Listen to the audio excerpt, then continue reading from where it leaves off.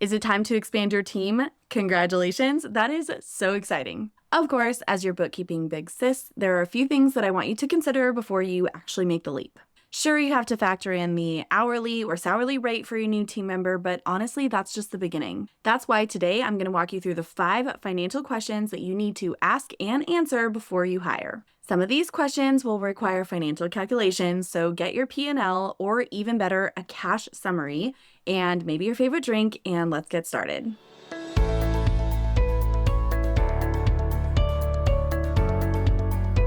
Question 1. How much is this role currently costing you? For example, if this is work that the CEO, probably you, is currently doing, is your hourly rate higher than what you could be paying for a new team member?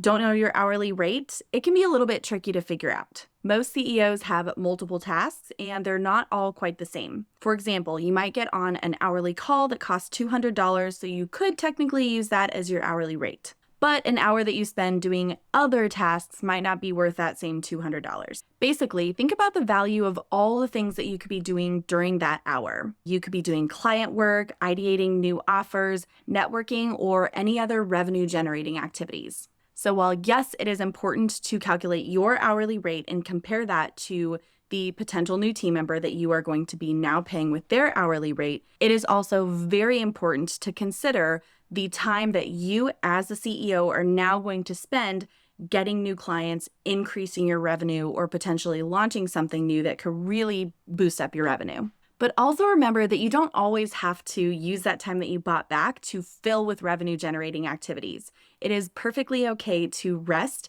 if you need it in the season and come back whole to create more things in your business for the longevity of your business. All right, question 2. What is the industry rate for this new hire? It's a good idea to do some research, check out different people's websites, talk to other people in the industry to figure out what is the true going rate of this specific role that you're trying to fill. And remember, it is not always a bad thing to pay above the average rate, especially if that person is bringing very specialized knowledge or skills to the table for this role in your business. Question number 3, what are the non-payroll costs? This question applies specifically to hiring an employee, not a contractor. The IRS always wants to make sure that we are really clear on who is an employee that we should be paying payroll taxes for and who is a contractor who is paying their own separate taxes. This specific question is also especially important to ask yourself if you are someone who, like me, very much values work satisfaction, pay satisfaction, and getting people out of a toxic corporate culture. When you hire an employee, it is important to consider more than just their salary. We're talking PTO, sick time, vacation time, paying for equipment, health insurance, retirement. You don't have to pay all of these things, but it is really good to at least consider it, get a couple quotes for it, and think about it for the longevity of this specific person in your business. Also, it makes it much easier to attract the people that you want for this role and again, retain them to keep them for a long amount of time. Gusto is our preferred payroll provider here at Madison Dearly Bookkeeping, and it makes it really easy to find quotes for all of these things and to handle things like withholding for payroll taxes and paying out benefits like PTO or sick time, vacation time, all of that stuff. Gusto makes it so easy. I cannot recommend them enough. There is a link. Run, don't walk. All right, question number 4 is, can this role create more overall profitability in your business? For this question, I want you to consider financial profitability and time profitability. If this is something that you as the CEO with your high hourly rate is taking you a long time to do, it can take a VA, if this is the role that you're hiring for, a much shorter amount of time to do because they know how to do it and they might love how to do it. That's a whole nother conversation. And you now are paying them less than what you would be paying yourself or the time that you're paying yourself.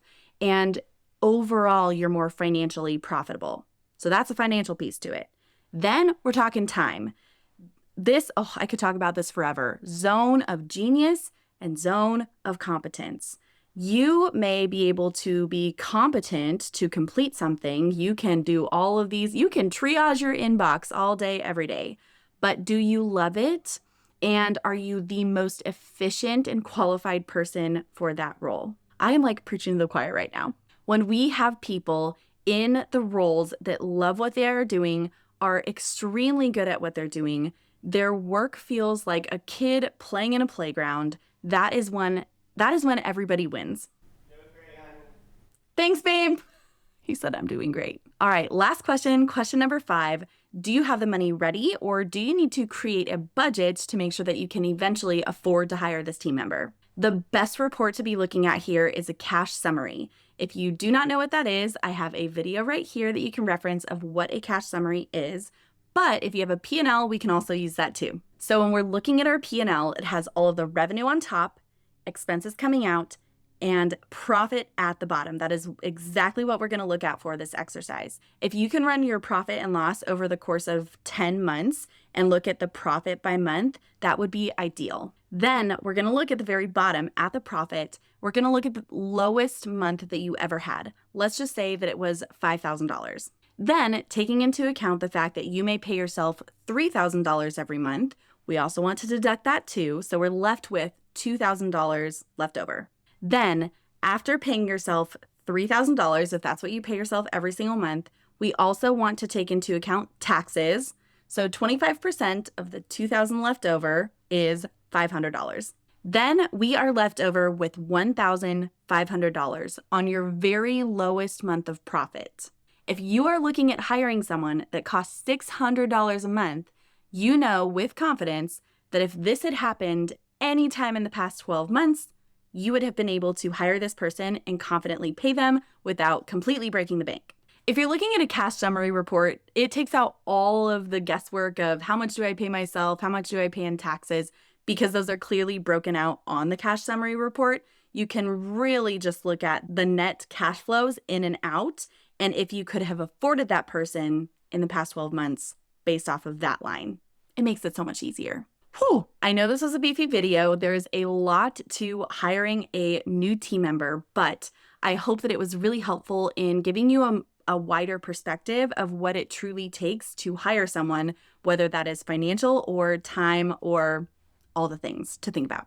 If all of this overwhelms you, we would love to support you. My team and I are here to help. We can create a profit and loss for you, a cash summary statement, and actually support you in what your numbers are telling you and if you can afford to hire someone. Fun fact, this is one of my favorite things to do in this business, help my clients figure out if they can afford to hire somebody. As one of our clients too, you get Voxer access to me and my team of bookkeepers to ask questions like this when it comes to really big financial decisions in your business. The link is down below to check out our services. See you next time.